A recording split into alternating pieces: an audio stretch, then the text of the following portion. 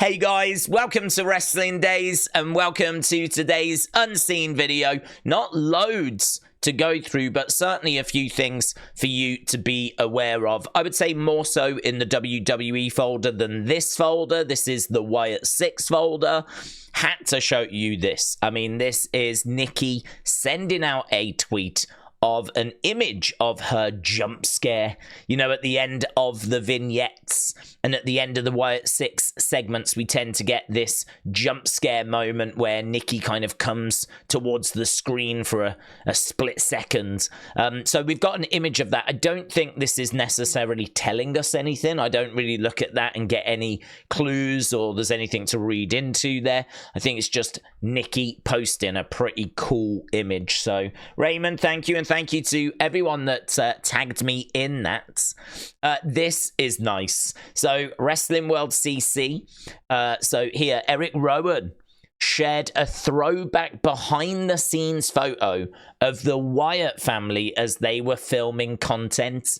I love you and miss you. You got to remember, I mean, this has got to be hard for Rowan. I know we've said it so many times, but there was 3 of them in that original Wyatt family that came up on Raw all the way back in 2013.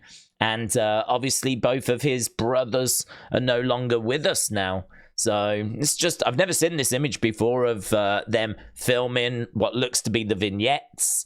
And all smiles, having a little bit of fun. I don't know what they're pointing at, but yeah, you can imagine how hard this is for Rowan, and of course Bo and everyone connected with the Wyatt 6. So if we jump down into the WWE folder, this is a wild fact, isn't it? 72 days, no title defenses.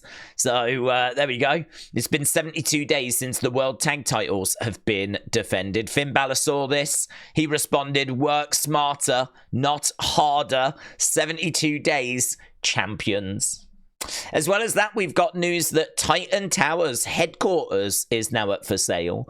It's one of those where we knew this was going to happen, but it's just weird, really. WWE is a bit like a traveling circus, constantly going from town to town to town. There's not really a home, but if we was to say where home was for WWE, it would have to have been this place. Titan Towers.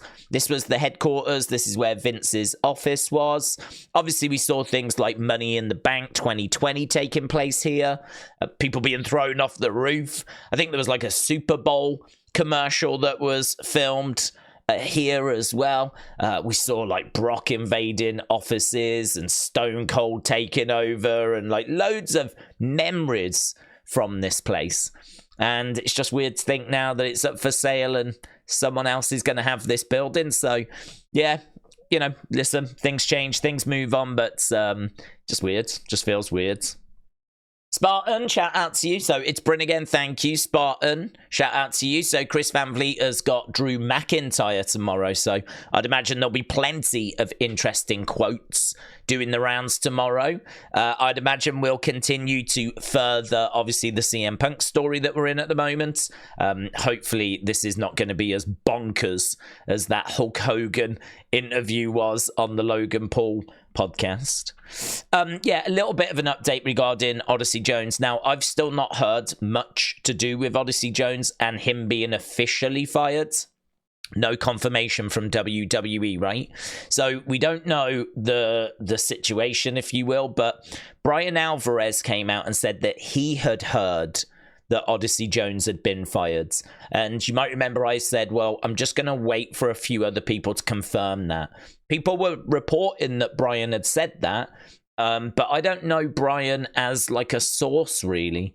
I know that he knows people in the industry, and I'm sure he has been told things, but I kind of look at WrestleVotes, Sean Rossap, PW Insider, like I tend to look at those guys. No one has come out yet and said 100% Odyssey Jones has been fired, right? I'm still waiting for that. But this is the latest that we saw today, about 10 hours ago. This is coming from PW Insider. Odyssey Jones has been removed from the internal roster. This is where it gets confusing. A couple of days ago, it was reported Odyssey had been removed from the roster. What they meant was the online roster on the website, right?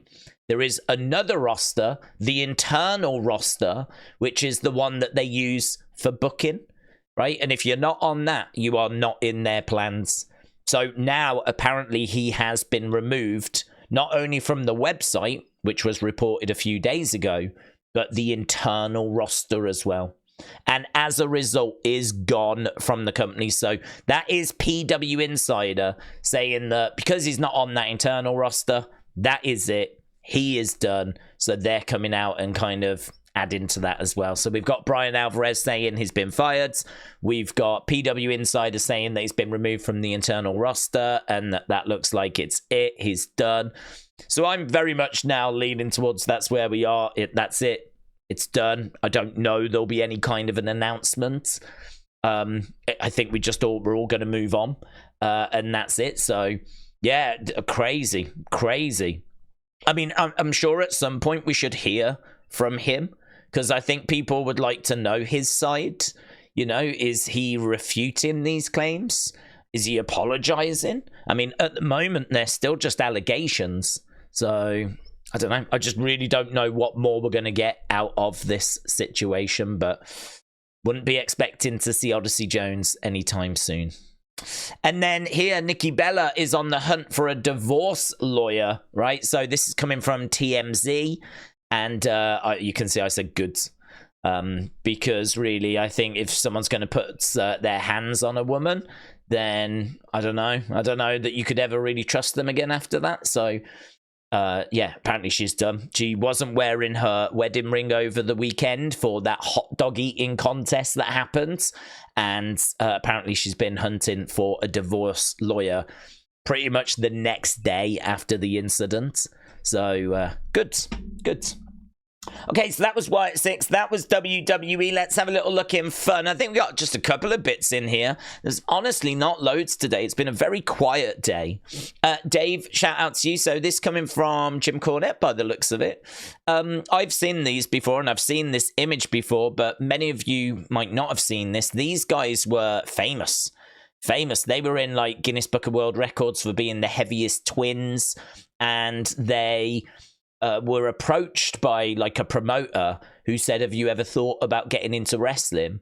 I think this is the 70s, and I think they were in wrestling for around about like 6-7 years, something like that. And so, so 73, 74, that's when this was, or estimated. Haystacks Calhoun was billed at 601, so apparently hit 601. Billy and Benny McGuire were legitimate 640. That is what a 640 pound man looks like. They look bigger than that to me. Yokozuna was billed at 600 at one point. They look bigger than I've ever seen Yokozuna. So 640 and 660. I bet Stacks was just adding 100 pounds. It is true, isn't it? If he's claiming to be 601 and this is 640, 660, he's clearly lying. Imagine wanting people to think you're fatter than you are. That's the weird world of wrestling, isn't it? He knows that the bigger that people think he is, like, you know, the more that they'll be encouraged to come and see him. He's probably only about 500 odd pounds there. But yeah, I mean, this is just ridiculous, isn't it? Just ridiculous. Amazingly, like one of them would pass away, I think due to some sort of accident, not like that far after like end of the 70s. The other one lived on a little bit longer, but then eventually died of heart failure. So neither of these are with us anymore. But yeah, there we go. That is just an amazing photo. This person here saying, did this team really wrestle? They did. Right, here's Chelsea Green. Okay, it's your favorite WWE superstar, future Hall of Famer, two-time tag team champion, Chelsea Green. We're here at NXT. Oh, this is perfect. Come with me. We're going to give fierce, we're going to give scary, we're going to give demon. Yeah, there, look.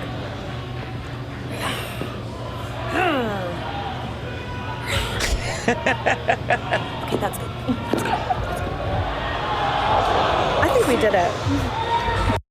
I like that. And you can see just how confused, like, Rosemary, well, I think she's finding the humor in it, right? I think she's corpsing a little bit here. Wendy Choo is not finding the humor in it, right? But there we go. Brilliant. And this is bonkers. Words of Wrestling, shout out to you. This is an old school Undertaker advert, right? Very short, but it's bonkers. If you drink and drive, sooner or later, you're going to meet the Undertaker.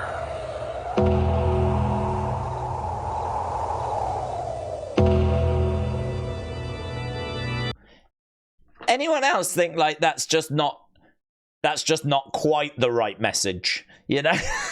Like, I get what you're trying for, but like someone out there will be like, am I? Really? That's awesome.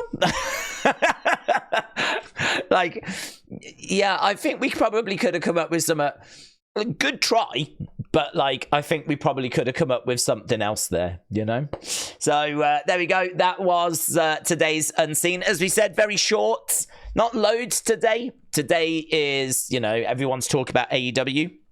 They tend to do that on a Wednesday, so maybe we'll get a little bit more tomorrow, but you know me, I don't mind these shorter episodes, and a few little bits and bobs in there as well. So thanks a lot for watching, appreciate the support. I will see you again tomorrow for another Unseen.